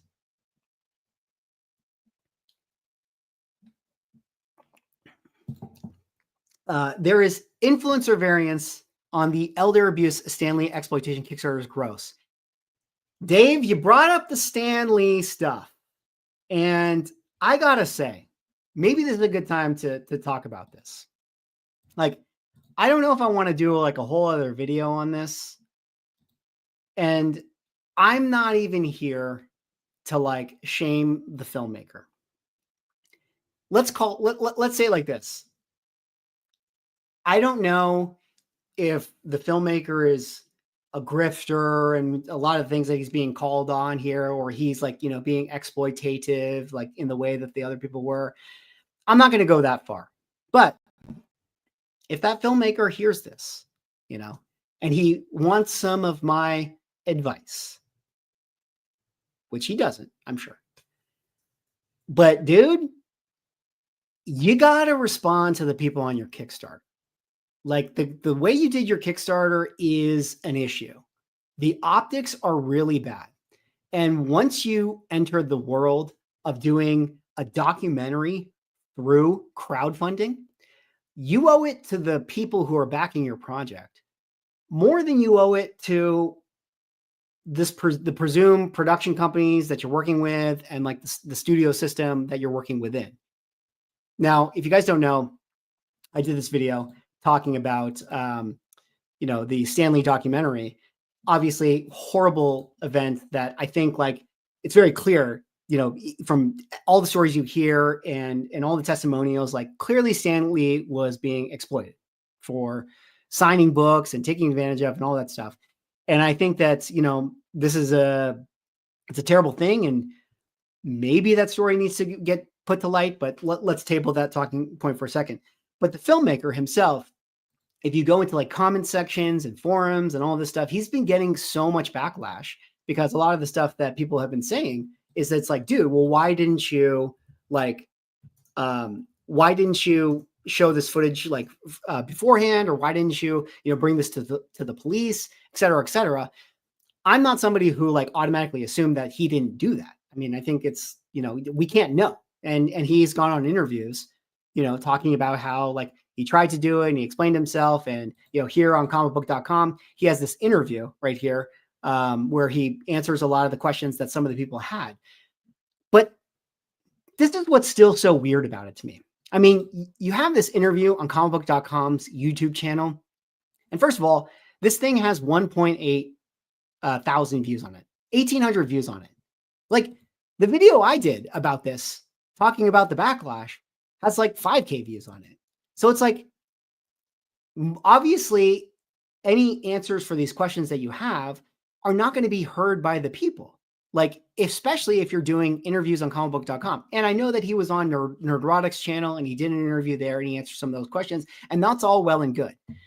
But again, my advice, you don't owe it to other people's platforms and other people's audiences to answer there. You owe it to your audience. I don't know if you guys have visited the Kickstarter page, but if you go to the comments section and you just read some of the stuff, there are pages and pages and pages of people that are asking questions about the documentary, asking like, hey, like this feels really weird. This is like, why are you not responding to this? Like, what's going on with the project? Like, where are you going to spend this money? You're asking for 300K. Like, can we get more light on this? Blah, blah, blah. And he hasn't responded to anyone. And that's like really bad. Like if you're doing a Kickstarter, you have to respond to every single person's comment. This is the role. This is the job. Like you, again, I know this is film, right? And it's like, oh, I'm making a movie. I'm making a documentary. It's going to go on Netflix, blah, blah, blah, the whole thing. You are working for the people when you enter a project like this and you open it up to crowdfunding. You owe it to the audience. That's who you have to respond to. At the very least, you do an interview on comicbook.com.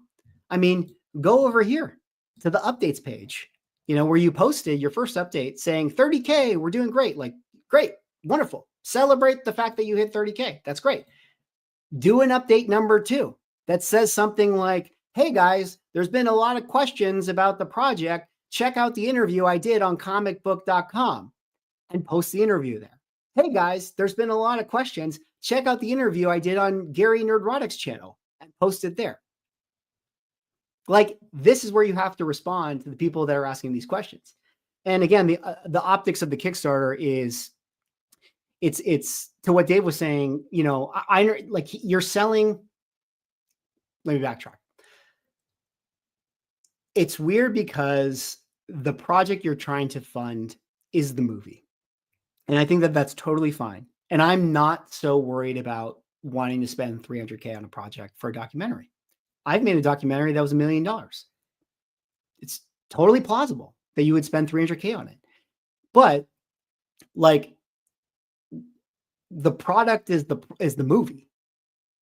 The product is not selling comic books.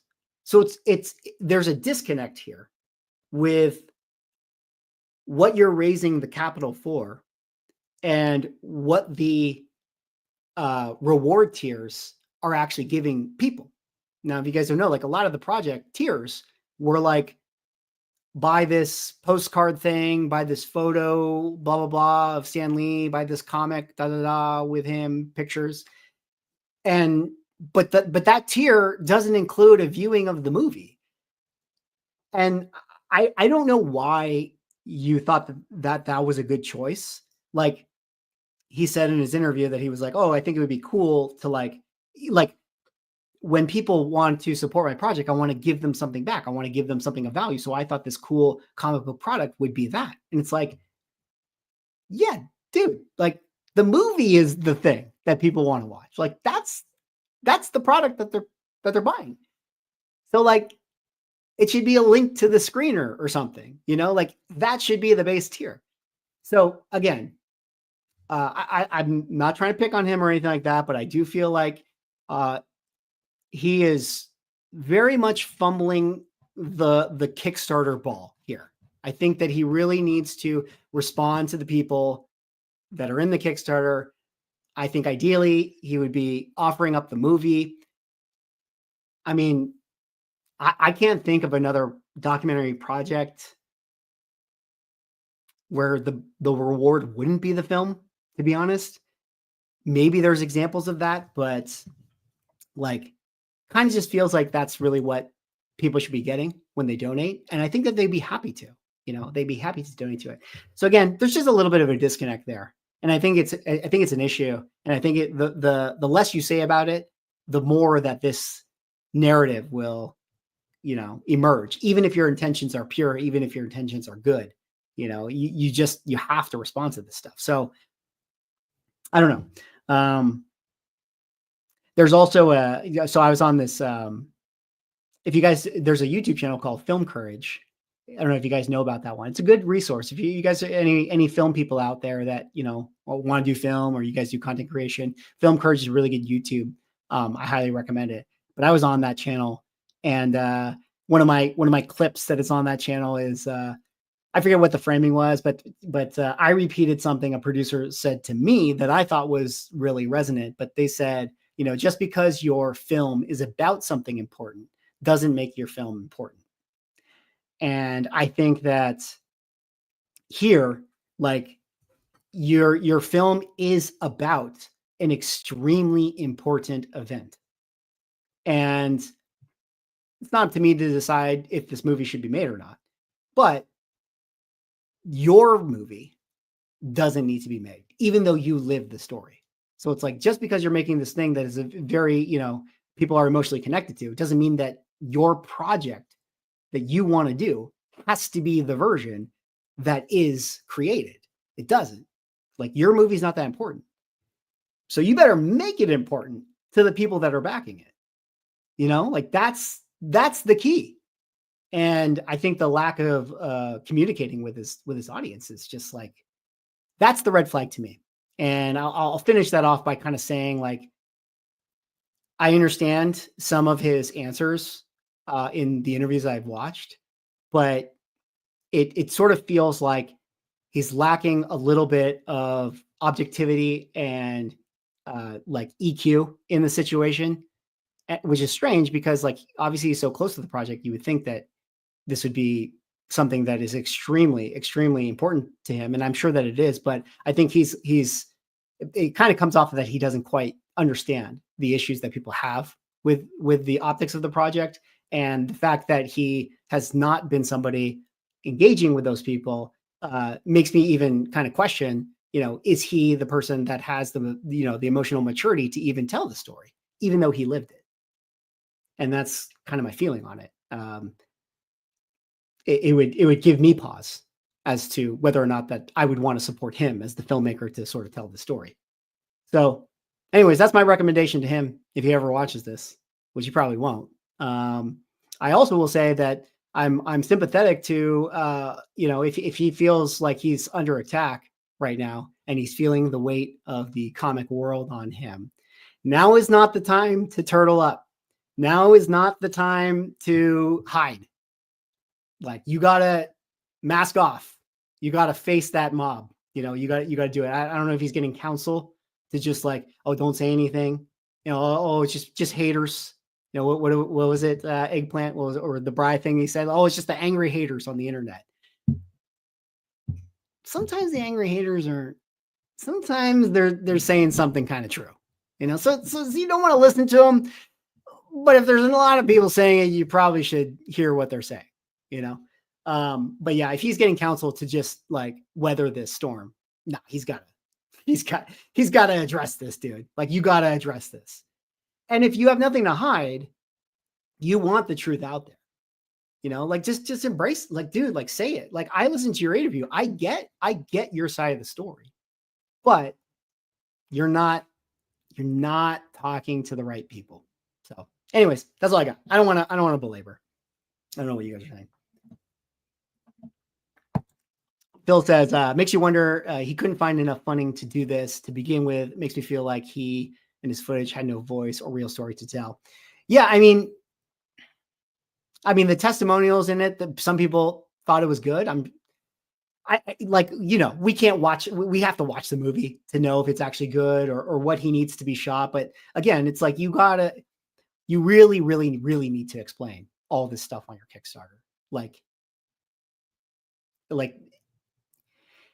you got to, this is such a big personality. There's so many people emotionally connected to this. You don't just get to casually make it without eyeballs and scrutiny. And that's a good thing. You should want that. Like, you should want the heat and the pressure that comes with this, because on the other side of that same coin is the glory that, comes with being the person who brings the story to light, and being a hero within the comic community.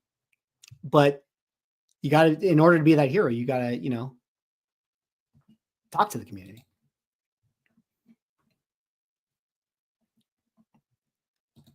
I initially wanted to contribute, but then further, I'd look at the page. I got more overwhelmed and just wanted to watch it. Yeah, wasn't up. Yeah, exactly. It's like, dude, I'll give you $20. I just want to watch the movie. I'll give you $20. I mean, shoot, you want to make it like a $40? I'll give you $40 to watch the movie. Like, a lot of people would do that. The problem is like, he's not going to hit his goal, to be honest. It's 65K. We're already a few days in. The way that Kickstarter works, it's not going to hit. And I thought it was interesting because in his interview, he said he's going to have to reassess if the goal doesn't hit, which to me is like, what? What do you mean you have to reassess if the goal doesn't hit? I don't know. All right, let's check back in here. What you guys are saying.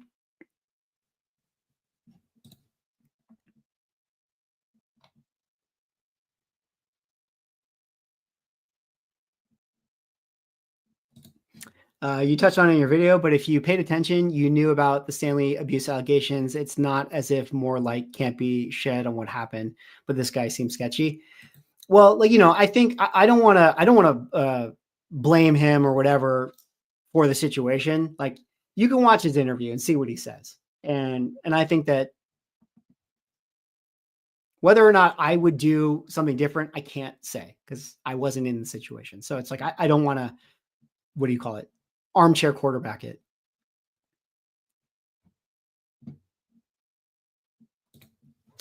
James Gunn apparently just announced a Teen Titans live action film. You think they will give Nightwing the desserts? What does desserts mean? Is that some like Gen Z slang? They better do Nightwing in James Gunn's new universe. Like, they have to do Nightwing. Nightwing is a character that I feel like should be bigger, just in general. And I think that's the reason he's not big is because he hasn't had the cultural spotlight in any way, right? Like he hasn't been in a giant movie, or he hasn't been like in a breakout video game or anything like that. So I think it's just a matter of time before Nightwing gets his just desserts. Oh, was that what you're saying? His just desserts? Guys, Hot Fuzz is the best movie ever. His just desserts. Another thing, with James Gunn, I don't think it's okay. Superman is going to do well.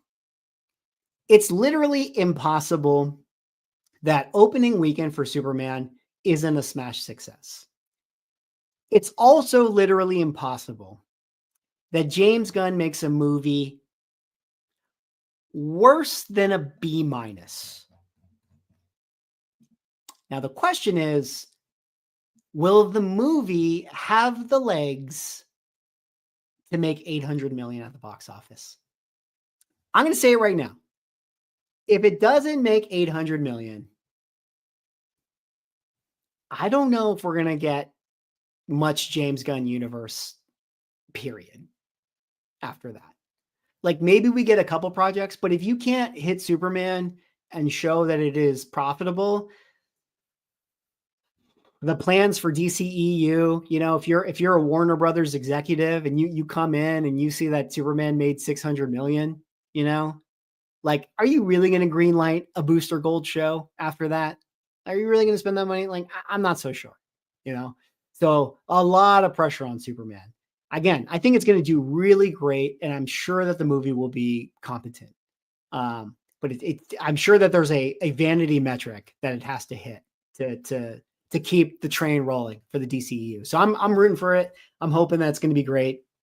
No doubt that it'll be that Warner Brothers will always still do Superman and Batman projects in the future. It's just like, I just think if the James Gunn one doesn't work out, like you might get DC movies on ice for another few years, Yeah, Travis says there's a lot riding on the success of Superman. Definitely a lot. I mean, look, it could be a smash hit. Like, what if it's a smash success and it's $1 billion movie? I mean, boy, oh boy, I think we're off to the races with the James Gunn universe.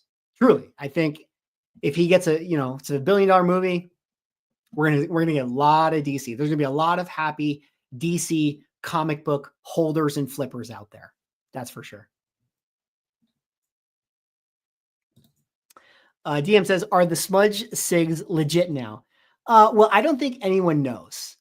But what I heard, I got a lot of people after that whole thing message me, and some people who said that they worked with Stan Lee, and definitely there were times where, I mean, to the point of the documentary, people would take advantage of it, and they'd be like, they get him to do private signings and like do it like in not the best situations. So it's very plausible that like he was signing while he was doing something else, or he was tired and he could have just smudged like 10 books in a row. Totally plausible. So I think that the signatures are likely legit. I think the takeaway from that whole thing is, should JSA approve smudge signatures just as a company philosophy? Because it's like, if there's any question at all, should they prove it? Like, shouldn't they have like the utmost highest standard that it's like, it's got to be a slam dunk for us to give this thing the stamp of approval? Like, no gray area. Like smudge, I don't know,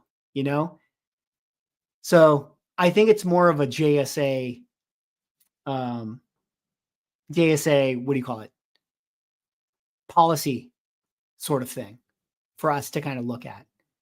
On the flip side of it, the other part of it too, which again is almost like another big conversation, is like, with the Stan Lee stuff and people taking advantage of it, it's like, who are the ones taking advantage? I mean, like beyond just the handlers, who are the ones taking advantage? Obviously people who are reselling and flipping. And it's like, what level of accountability do all those people hold as well? I don't know. It's levels for sure. Ozzy says, now we have JSA. I feel the owner of the books felt it was a good time to submit, probably holding them for a while. Yeah, I think that probably is the most likely what had happened. Like a lot of people floated that idea out, that it was like, yeah, maybe this guy got 100 ASM 252s signed, and he graded the other ones. And then like he's been sitting on this stuff, and then he was like, oh, here, let's just send in the smudge ones. Or this guy had a bunch of smudge ones that he got at a private signing or whatever, and he's just been sitting on this stuff. And like you said, now that they have JSA, he's like, great, cool. Now we can take advantage of this program, And yeah, that seems like what likely happened. DC has Superman, Batman, Wonder Woman. That guy who does the pew pew. I wish DC did spend more time elevating their roster. And maybe they can't, because at the end of the day, maybe Hawkman just isn't that popular. Like you can't force it. But yeah, I mean, Superman, Batman, Wonder Woman. I mean, it's not a bad 3 to have. That's those you could make the argument that Superman, Batman, Wonder Woman are top 4 superheroes in all of superheroes, Spider-Man. Who do you guys think, who is the most iconic superhero? If we were playing Family Feud, survey 100 people, name a superhero. Who would be number 1? Spider-Man, Batman, or Superman? And does it change depending on the country that you're in? Let's see what you guys think. I see a Batman, a Batman, a Batman, a Spider-Man, a Superman, a Batman, a Superman, a Spider-Man. Okay. Batman came in hot first. Now we're getting Spider-Man, Superman's. Bit of a mixed bag. Oh, late Superman rush. Late Superman rush. I did want to highlight Meadowlands comment here. Swamp Thing is the best character. I do really like Swamp Thing. I remember watching that 80s movie as a kid. What was it? The Swamp Thing? I love that movie. I have no idea if that movie holds up, but as a kid, I watched that so many times. I think Swamp Thing is probably my favorite DC character. No. Superman is my favorite DC character. Then I think you have to go Batman. But like the conformist in me wants like a cooler pick. So like Swamp Thing is kind of my cooler pick. Honestly, I feel like it's now kind of more heavy Superman. It's now kind of more heavy Superman. You have to factor in like the most like normalish normie of normie sins, right? Where it's like you go up to the mom who like does not even know what the MCU stands for. And you ask her, name a superhero. She's on Family Feud.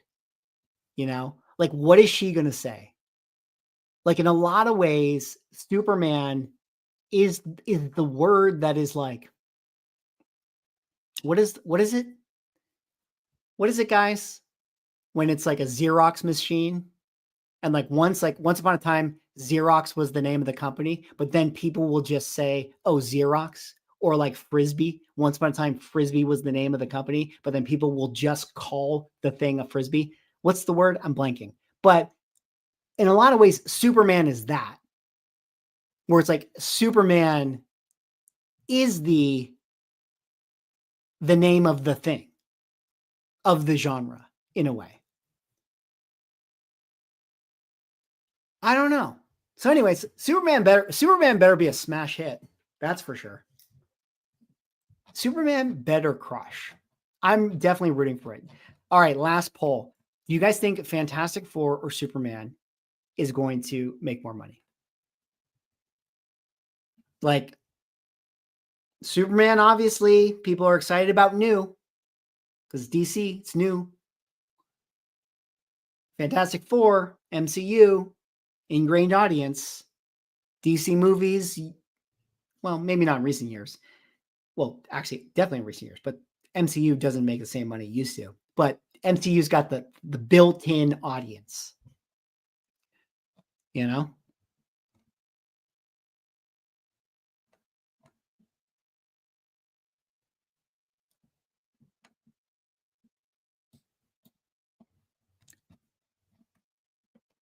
FF?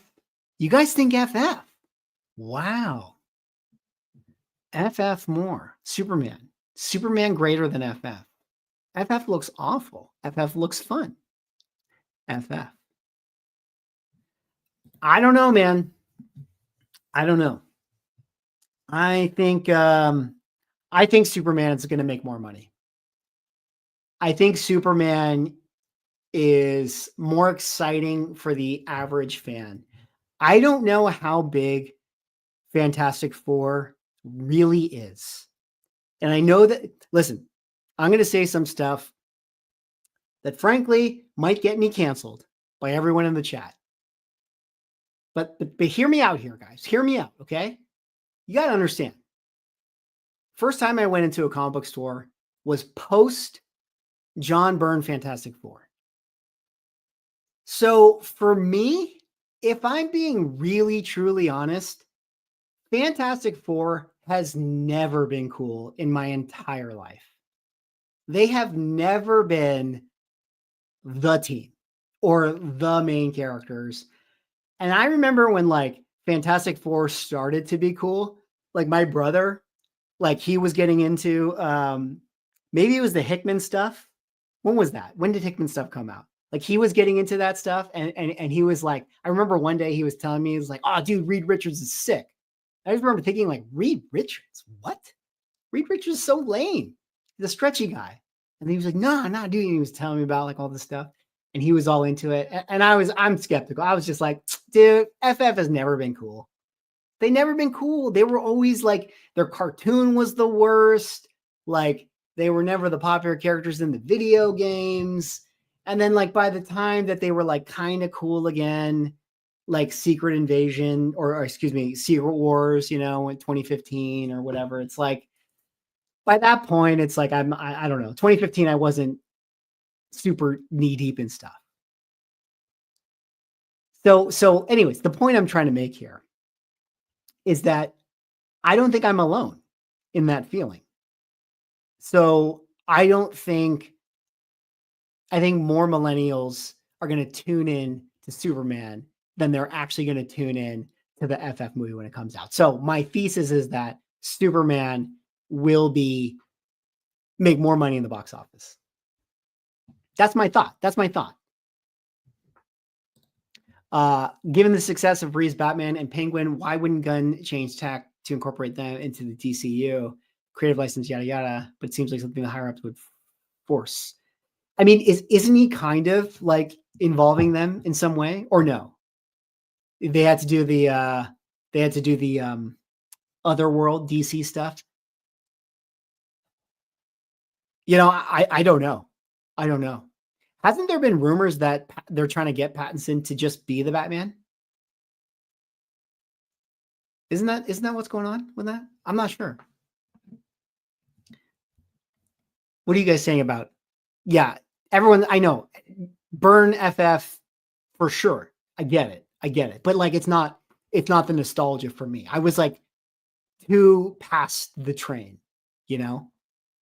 And then like the FF movies, you know, they were what they were.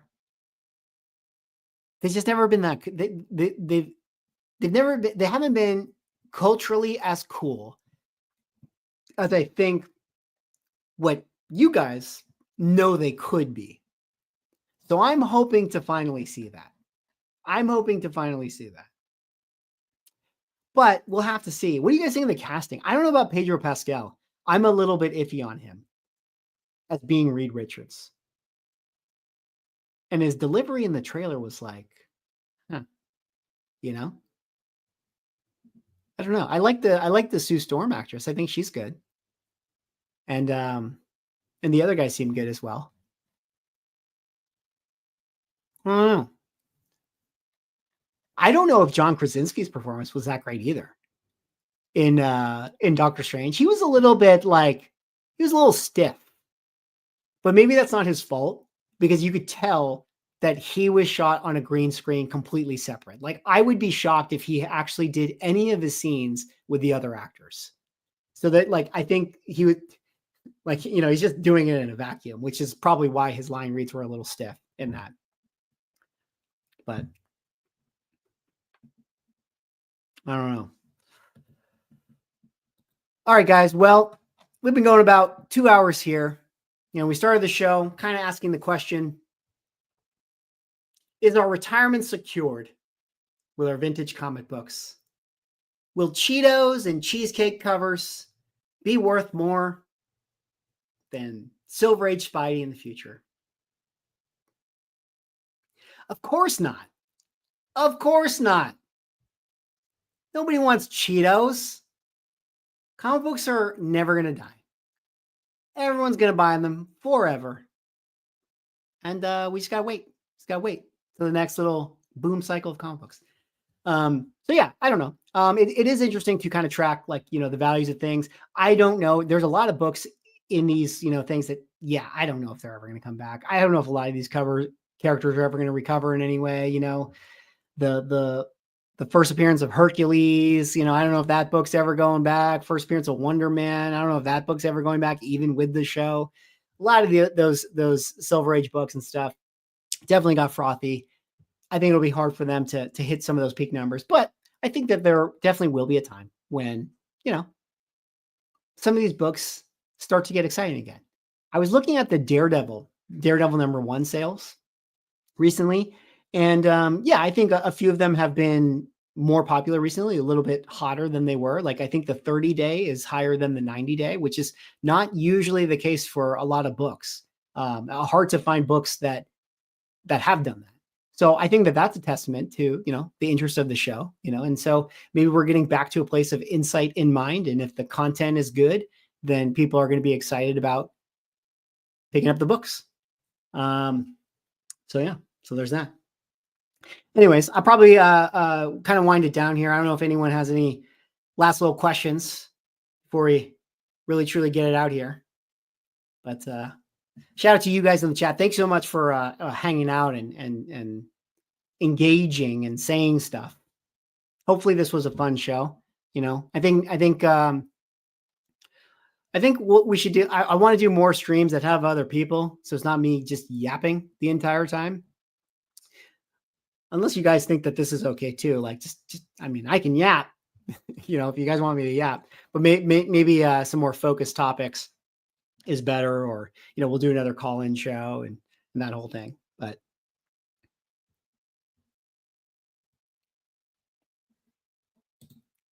if your collection was only Batman 227s, would that be the safest? What'd you buy it for? If you bought it for less than what they sell for, then absolutely. Absolutely. Oh, you know what I want to do? I want to do it really quick because I don't know if I'm going to make a video for this, but if you guys will allow me, can I show you guys some original art pickups I just had before we wrap it up? I may not make a video because it's kind of like no one's going to care. But as you guys know, I've been on a OA binge. And specifically, I'm getting really into original art video games. Think about this. Here's my speculation. Everyone is going into this graded video game stuff. They're picking up all these like super expensive copies of Mario Brothers. Like to me, I'm like, what are you doing? Like, let's just expedite the whole thing. Let's just go straight to the art, because so many of those Nintendo covers were oil paintings. And I'm like, that stuff has to exist. So I'm getting really into the video game stuff. But I picked up a couple, nerd, some more World of Warcraft art. I did a video where I showed off a key piece that I did. But I picked up some prelim sketches for a couple of card art that I thought was pretty cool. These ones right here, I'm going to show you guys, are done by some incredible artists by the name of Boris Zoltan. And excuse me, I've never actually heard anyone say his name. I just know this artist, Skikzai Gabor. That's how I'm going to say it, but I'm totally butchering their names. But I bought some prelim sketches for their original art for some card arts that they did. And while they may not look totally impressive, I'm going to show them to you. This right here is one of the flagship characters of World of Warcraft. His name is Kurgan Wildhammer. It's pretty cool. He's flying on his griffin. I'm going to get these really nicely framed, and they're going to show it off. And then it's going to look amazing. But check this out. Look at this. They use this guy as key art in a lot of stuff. So this is the original. Can I show you guys that? Focus. Focus. No, can't do it. Well, you guys just see it. He's flying on his griffin. It's funny. I actually found out he actually owns the original still. He still has it, or they still have it, excuse me. And they're unwilling to sell it. But I'm going to wear him down. I'm going to wear him down. So I bought the prelim sketches because I reached out. Am I giving away my secrets? Here's the secret, guys. If you're into the OA stuff, you got to do the research. Find out who did it. A lot of the artists might still have some of those pieces. That's really the thing that's so interesting about it. It makes the hunt so fun. So I reached out and I engaged with him and I asked him, oh, you still have some of these art pieces? And he sent me a list of stuff that he was willing to sell. And when he sent me the list, I was like, well, I got to buy stuff because I've already engaged with him. I want him to know that I'm a serious, like, potential customer to them because I want some of those oil paintings. So that's why I bought the prelim things. So maybe if I do a video, that'll be the conversation. Anyways, next one I got, this is his name is King Varian Wren. He is the king of it. So I bought his prelim as well. That's his card right there. So I'm going to get these nicely framed. You know, I'll do something really cool and make them look sweet for my office. And then this one, I don't have the card, but here's another one. It's another villain character that they did. This character's name is Kel'Thuzad. So there you go. I'm getting really into this stuff. I bought the prelims because I wanted, again, to establish a connection with this thing. Because when he does sell his oil paintings, or it's two guys, when they decide to sell their oil paintings, hopefully they keep me in mind for that stuff. Anyways, yeah. So yeah, Ozzy. So it's like I give my kidney for OA from the 90s, dude.